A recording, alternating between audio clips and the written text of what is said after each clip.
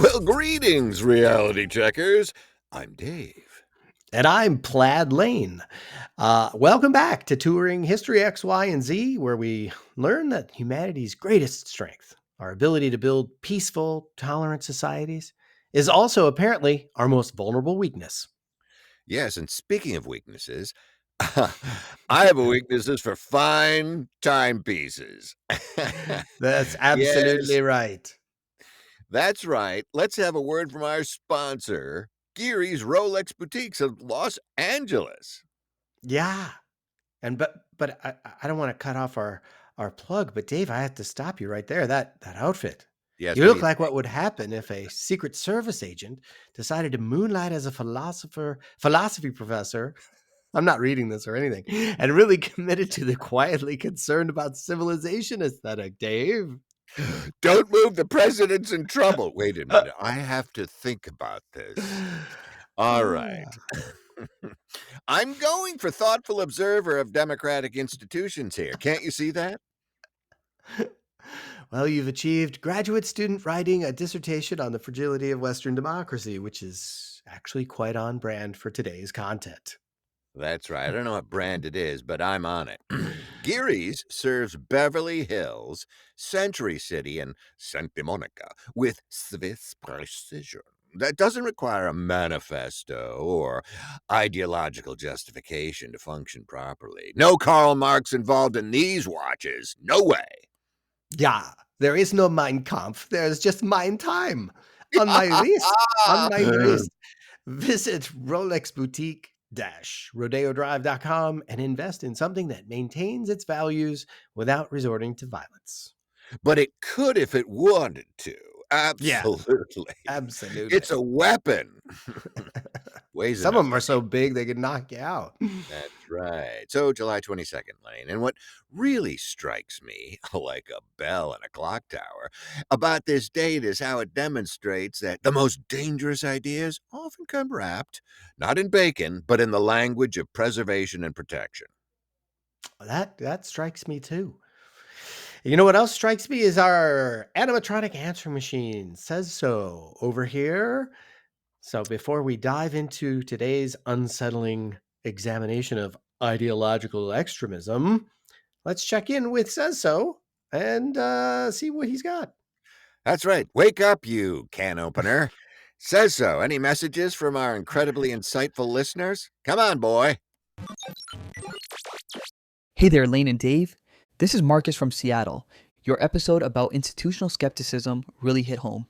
I work in tech, and I see how algorithms can create these echo chambers where people become convinced that their extreme views are actually mainstream. It's like we've built these perfect machines for radicalizing ourselves, and then we act surprised when someone takes the logical next step into violence.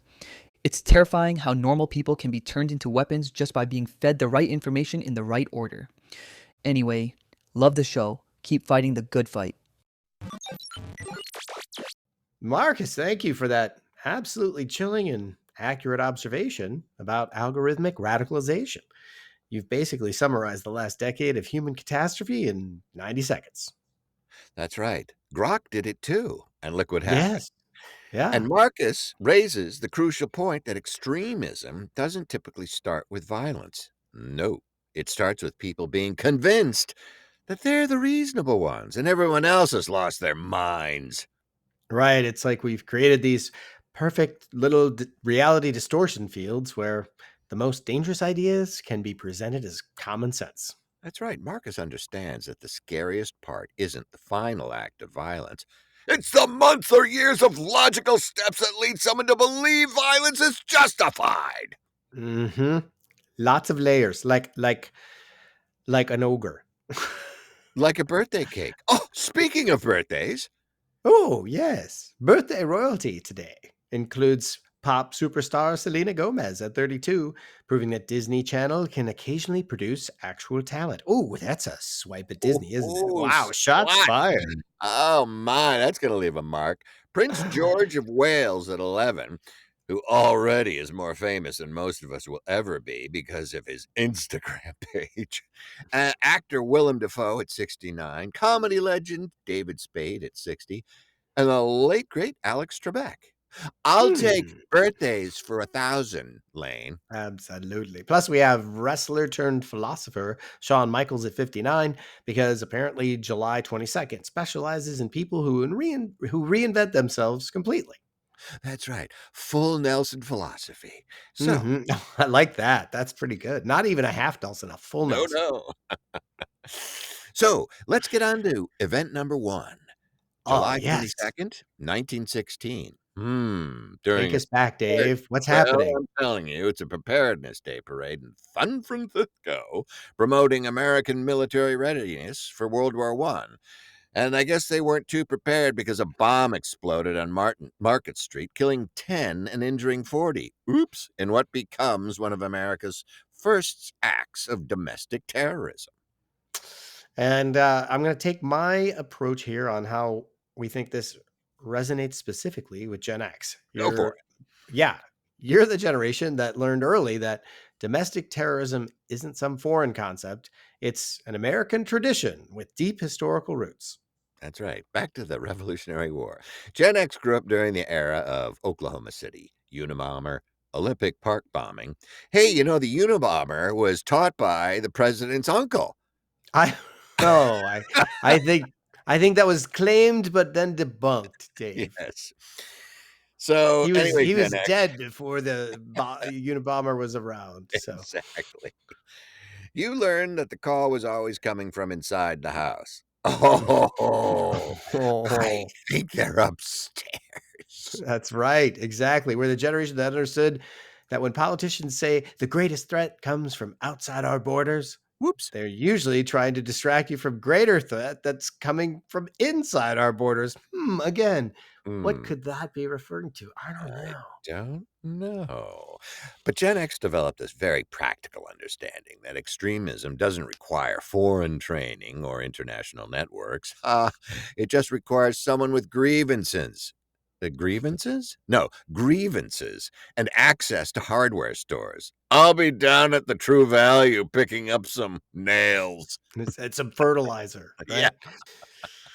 We learned that domestic terrorism isn't some exotic phenomenon. It's what happens when regular American anger gets combined with regular American access to explosives and firearms. that's right. Can I use my coupon for all this stuff? Anyway. The Preparedness Day bombing taught Gen X that political violence has always been part of the American story. We just pretend it's not when it's inconvenient to acknowledge.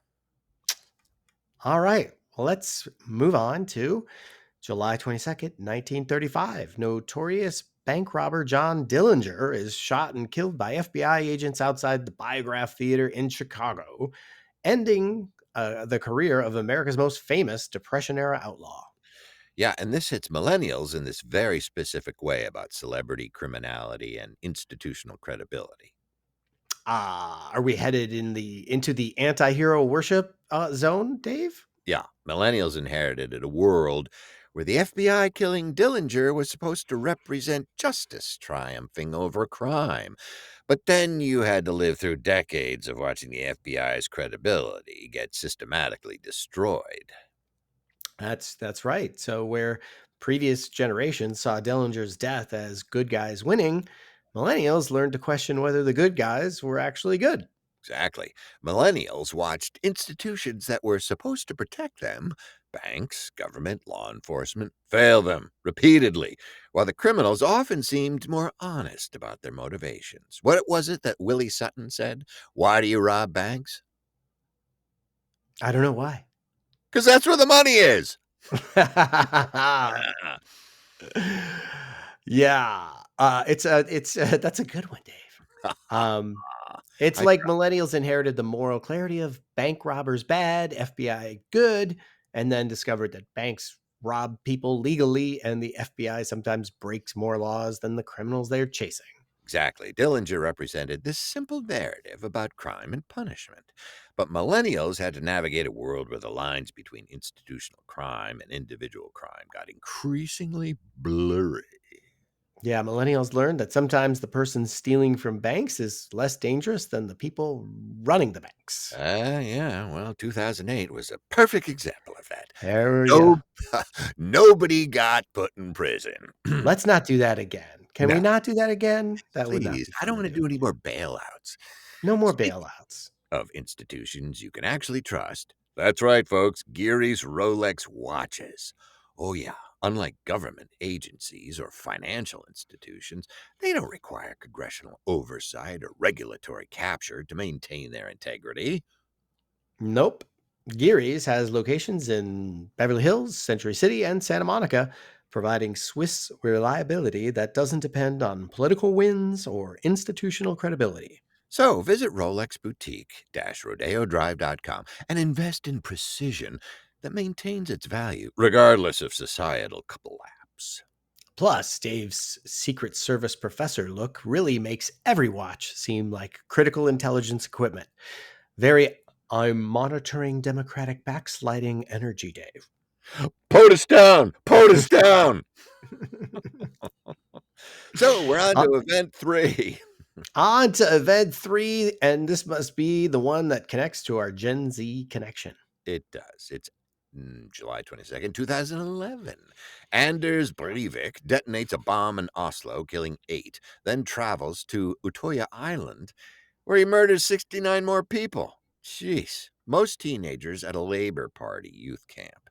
In Norway's deadliest attack since World War II. Wow, what's up with that? And Gen Z processes is completely different than previous generations. Do tell, Lane. Do tell. Well, Gen Z looks at the Norway attacks and immediately recognizes the entire playbook: online radicalization, manifesto distribution, targeting of political youth, the whole methodology of modern terrorism. Yeah.